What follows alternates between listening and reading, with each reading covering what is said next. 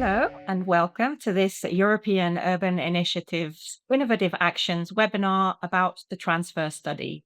My name is Adele Bucella, one of the EUI Transfer Experts. And I'm Klemen Strmšnik, also a member of the Transfer Expert team. So today we would like to share with you some information about the EUI guidance on the transfer study. So this resource, this webinar, is very helpful to all of the EUI Innovative Actions partners, but it's particularly relevant to the transfer partners. The transfer study, also called the Replication, Feasibility and Opportunities Study, you can see why we decided to change the name. It's the main output for the transfer partners.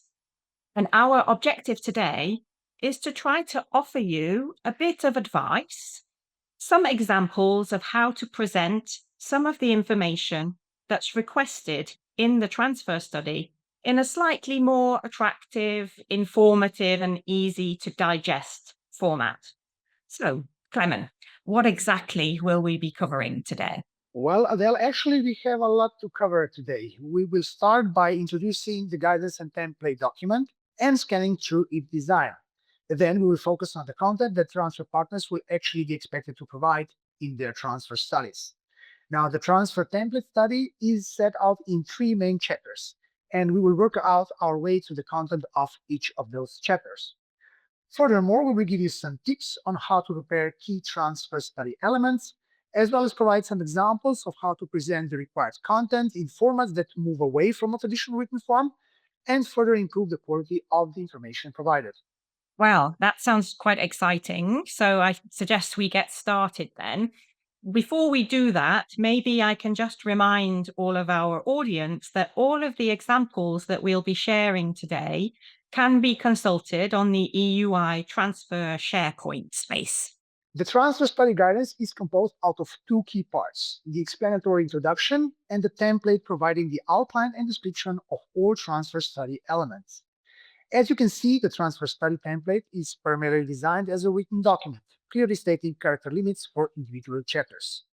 As the same design applies to all 3 transfer study chapters, we believe it might turn out to be just a little bit too one-dimensional. Yeah, I think you're right, Clement, especially because the transfer studies are often used as an important communication tool. So either to present your proposed solutions to decision makers, to communicate to key stakeholders, for example, or even to pitch some ideas for follow-up projects to potential funders. And that's quite hard to do with only text. And for that reason, we will share some ideas, tools, and examples as we move through the transfer study chapters, hoping, of course, that we will get you inspired. Now, let's be really clear, we don't cover every point of the guidance. We rather focus on the parts of the transfer study where some visual support may add some value. That's right. So let's get started and move on to the first chapter. The first chapter is about the city context and the vision. And this chapter should really start to set the scene relating to your local challenge and to the vision that you have for change in your city. As already pointed out, there are some character limits in the sections. You saw it on one of the slides. So it's really important to try to use visuals and images that can help to complement the rather short text that you are going to be asked to provide. So let's have a look at some examples of what this vision statement could look like. We all know that a vision statement should be quite short and punchy. It should really try to explain the change that you envisage through the transfer, and it should focus also on looking at what success might look like for you in your city. And to make the vision even easier, we advise you to reinforce the message with some visuals. And you can see a couple of examples for inspiration here. The first one, I personally quite like this example from Milano because I think it gives a really good overview and brings a certain amount of clarity to what you're aiming to achieve. And that's something that decision makers and potential funders really love. The second example from Grenoble is, on the other hand, is a little bit different. It's probably better for communication purposes because it draws like a clear path towards success. Right. Moving to the topic of describing your local context and the challenge you are addressing. Well, to be honest, personally, I really believe that you know best what to write down in this chapter and how to best use the 4,500 available characters. Still, we would like to stress that this is the part where you should explain the challenge your city is addressing and point out any key similarities or differences in relation to the challenge that the main urban authority was pursuing. If you can back some of those up with some backup data or examples for previous attempts, of course, even better for you. Just as importantly, this is the place to explain your local strategic, regulatory, and operational framework, specific local conditions that need to be taken into account, and any available resources that will enable and support your transfer process. Of course, all closely related to the challenge that you are addressing.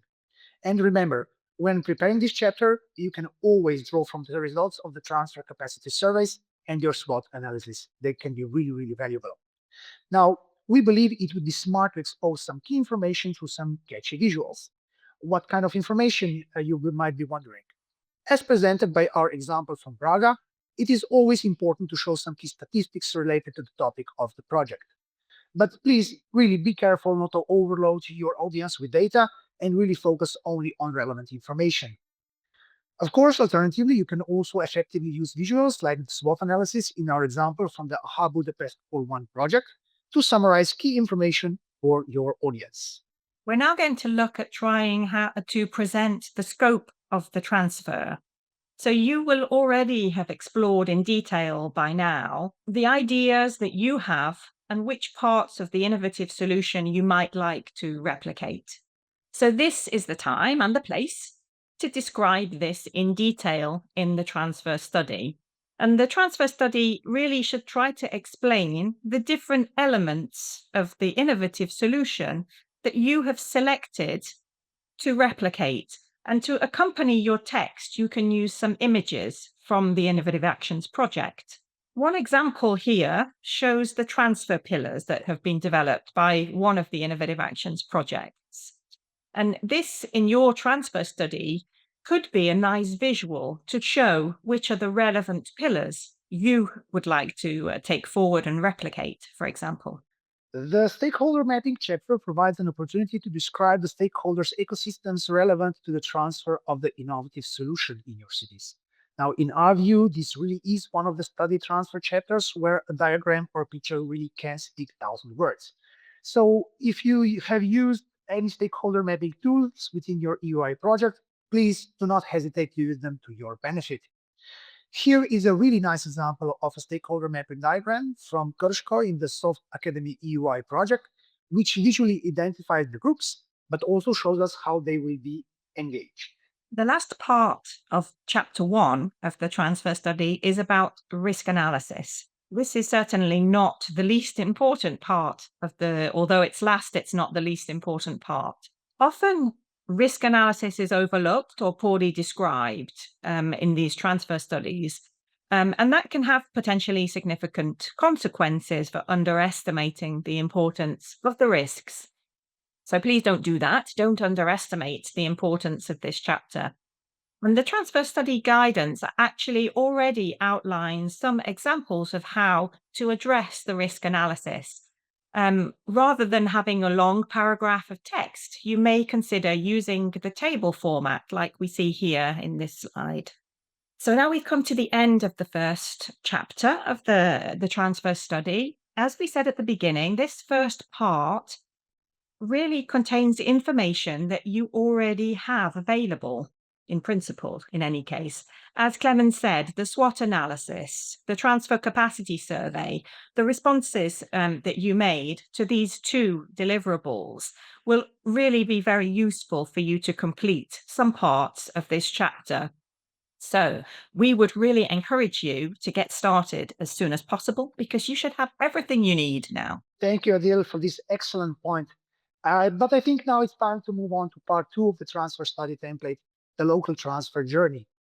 In this part, you should look back and review the work done during the transfer cooperation with the main urban authority and, of course, transfer partners, but just as importantly, individually in your cities. This is the place to report on the implementation of your individual roadmaps, results of your testing actions, and take stock of all the lessons learned. So really, there's quite a lot to cover in this chapter, right? Absolutely, yeah. It's a really quite an important part of the transfer study because here we will learn about your own city journey. And our advice would be to start from your individual transfer roadmap. All of the transfer partners have developed a transfer roadmap showing what they are planning to replicate and how they want to do it. And this visual representation of your journey is really perfect for the transfer study. We can see a couple of examples here on the slides, but of course you should use your own. You can't use somebody else's, it's your own journey. But we would encourage you to really think about how you can take your transfer roadmap and demonstrate visually some progress that you have made. Now, one major part of your roadmap are for sure your pilot actions that you have proposed as a part of the feasibility testing. The transfer study template itself in chapter 2 asks you to report on these pilot actions. First, you are asked to explain why you selected these actions, and then, of course, explore some of the lessons you have learned through the testing of these actions. To complement the text descriptions, it could be worth considering using some tables or diagrams. This first example comes from one of the Core 1 projects and shows how such an update could be presented. The second example is also useful with images and key lessons being presented in the format of a one-page fact sheet. Now, do not underestimate the usefulness of these one-page fact sheets, because such fact sheets can be very effectively used as a standalone documents to show to decision makers when you are considering mainstreaming any of these pilot actions in the future. Absolutely. And also in chapter 2, you're asked to describe the role that the stakeholders have played in the project. And as we've already said, a picture can speak 1,000 words. So don't be afraid to reinforce your text with some nice pictures. In the slide, we can see some images which also address this part of the transfer study. And they're talking about communicating the transfer. So communication is obviously a key component to any innovation project. In this short section, it would be really useful to complement your text with some pictures, logos, promotional materials, that kind of thing. As you can see, there really was a lot to cover in this chapter, but we are coming to an end. So the last part of this chapter focuses on the main lessons learned from the main urban authority, but of course also from other transfer partners, basically your colleague cities that you were sharing all your experiences with. This will be explored further in chapter 3, so they can just be listed without too much elaboration. But there is one important message we want to share with you in terms of logging learning. Please try to do it as regularly as possible. Of course, your transfer expert can help you to find a way to track your progress and know the important lessons along the way. Come transfer study writing time, these learning logs will prove to be an absolute treasure chest to pick from. In the slides, we can see some examples of how to do this. The first one shows a learning log, which is completed at each important milestone of the project. And of course, then the content can then be reported in the transfer study itself. The second example could be used as a template with prompts to make you really reflect about those key moments where something changed in your city. So, as Klemen said, we've come to the end of the second part of the transfer study. And now we're going to focus on the third and final part of this important deliverable for all of the transfer partners. This third part starts to look ahead to the next steps towards potential transfer of the innovative solution in your city. It should set out a sort of action plan considering questions related to governance, finance, all those kinds of issues. This part also addresses the transfer capacity survey results, describing the evolution of the first version of your transfer capacity survey to the last version, where hopefully we have seen some improvement in your innovation capacity. In this webinar today, we're focusing on these three main parts of this chapter. because we consider that the other parts of this chapter can be covered sufficiently with some written text. Now, the transfer study invites the transfer partners to develop a transfer action plan. Of course, assuming that the ambition to move forward and mainstream some of the lessons learned during the project is actually real, then a transfer action plan is really an essential tool to prepare the work ahead. The action plan should focus on future actions using a kind of a step-by-step process. It should identify a time frame, key stakeholders to support the delivery, budget, and of course, much more. The action plan can also show how different actions are interconnected, ensuring that the overall plan is coherent and integrated. We can see a number of examples of such action plans covering different types of information. Now, let's be honest, there really is no standard model for this action plan, and it should be designed to suit your own needs. And of course, your transfer expert can support you with ideas for drafting your own action plan designs. Absolutely. And once you have a wonderful action plan with some great ideas of what you like to take forward, you need to start to think about the future implementation of those ideas. And this part of the transfer study is also a good opportunity for you to start to explore how you're going to resource some of these ideas. So how you're going to fund them. Of course, transfer partners are not expected to have secured funds for all of their future actions, but the transfer study is actually an opportunity for you to start to think about how you might map out some of the funding opportunities, some of the available funding sources, and also what other resources may be needed. And these might not only be financial. It's important to say that both for this section on funding and the previous one on action planning, the ERBACT toolbox is a very useful resource. The toolbox offers all kinds of different tools, exploring opportunities, giving you examples of action planning, how to develop a funding strategy and prepare a project budget, and consider alternative forms of resourcing. Like Adele already said previously, the final element of the transfer study is an analysis of the responses to your transfer capacity surveys. You will remember completing the first one as part of the project, and just as Adele said, of course, there will be one more attempt to do it at the end of the project itself. Now, by comparing the responses, you can also demonstrate the added value of your participation in this EU cooperation project.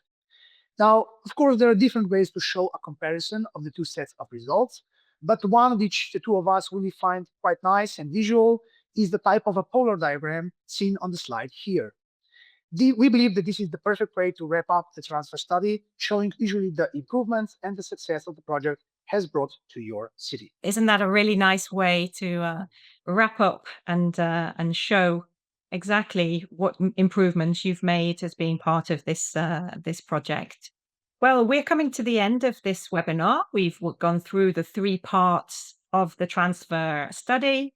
In conclusion, I'd just like to remind you, as I said at the beginning, the full version of the transfer study guidance and all of the examples that we have presented here today are available for you on the EUI Transfer SharePoint space. The guidance sets out the content of the transfer study, and along with this webinar to help you make it look nicer, we think you've got everything that you need now to get started. Of course, if you need some assistance or some further information, you can reach out to your assigned transfer expert. We are here and happy to help and support you. Thanks for watching and good luck.